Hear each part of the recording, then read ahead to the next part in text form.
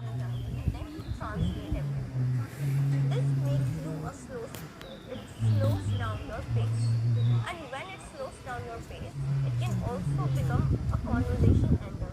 Basically, if you're talking to somebody and you're taking too much to speak, you might feel low confident to speak. You might even hesitate to speak due to this particular problem that you're translating in your head.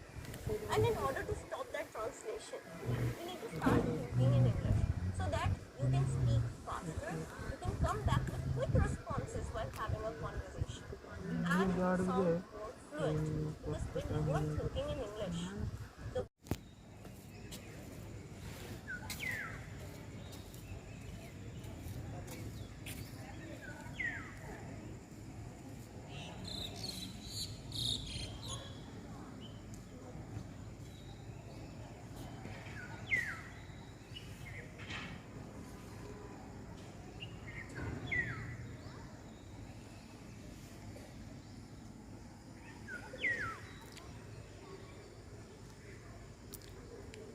Jaipur railway station.